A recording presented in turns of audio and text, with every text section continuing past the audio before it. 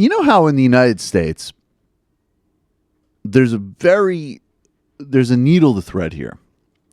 The Trump people and the American right and corporate oligarchy, as manifested through Fox News and Sinclair and Alex Jones and all of the right and the Republican Party, all of the infrastructure of American plutocracy has bought into, to some degree or another, the deep state conspiracy theory with Donald Trump. The notion that, the CIA, the FBI, all of these elements, when Trump is in fact actually not collaborating with them and giving them exactly what they want, with regards to things like accelerating drone strikes or having no regards for civilian casualties in Afghanistan, as but two of many examples, that they're involved in a conspiracy to take him down.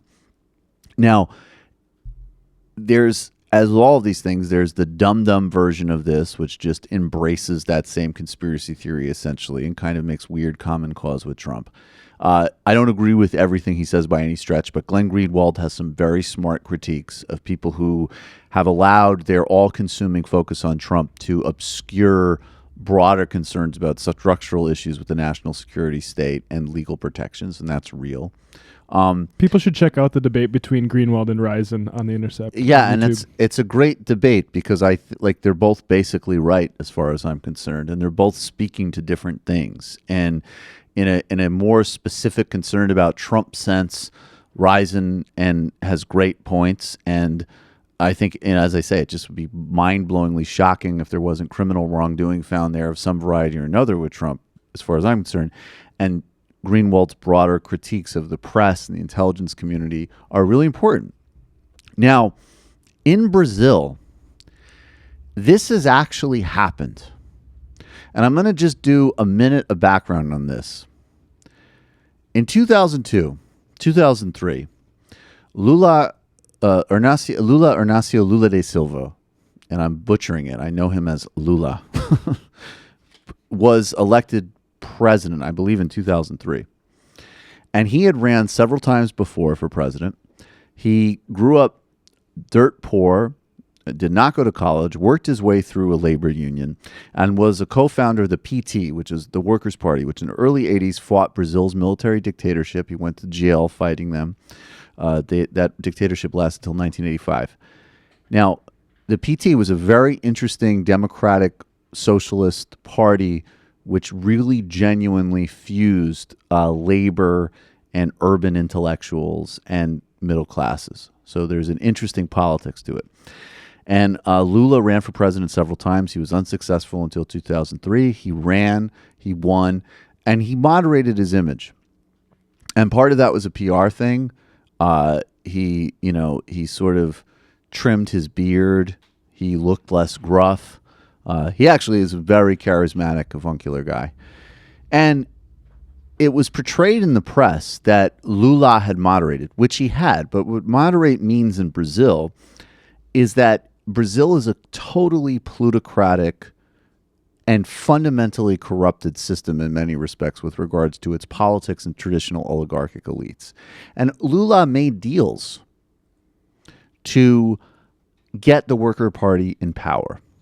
Not in terms of, he won the election overwhelmingly, and his interest was he paid off World Bank loans, he cut deals with more centrist and right-wing parties, he made some peace with the oligarchs, but then he really redesigned policy and also ran a commodities boom and lifted tens of millions of people out of poverty.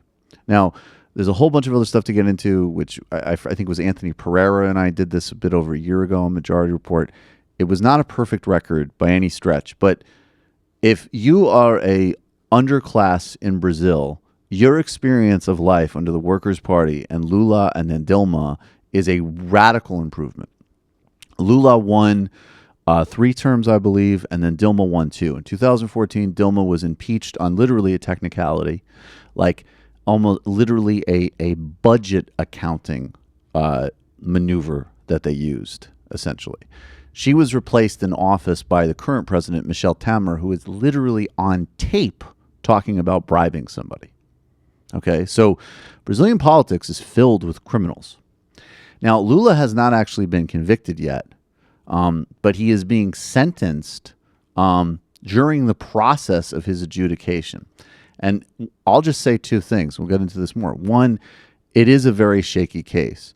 Two, even if he was involved, what he's being accused of is much more gentle relative to other corruption accusations in Brazilian politics. And the car wash investigation was clearly used as a tool to target Workers' Party, remove Dilma from office, and put Lula in prison. Because guess what? Who leads in the polls in the current presidential race in Brazil that would take place in the fall? Lula. If people were allowed to vote again, he would win.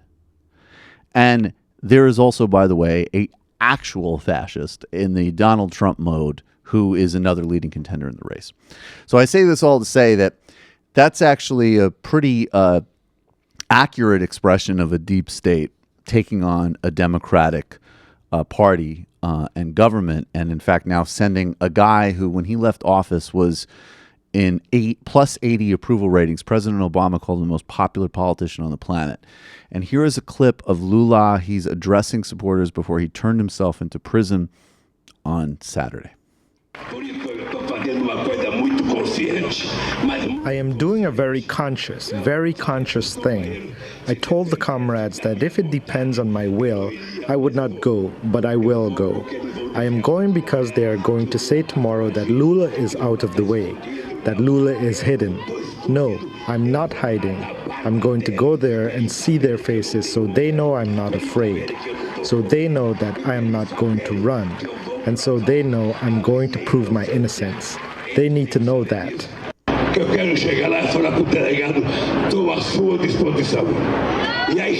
I want to go there and tell the delegate I am at your disposal. The history of the next few days will prove that the delegate who accused me was the one who committed the crime. It was the judge who judged me, and the public ministry lied to me.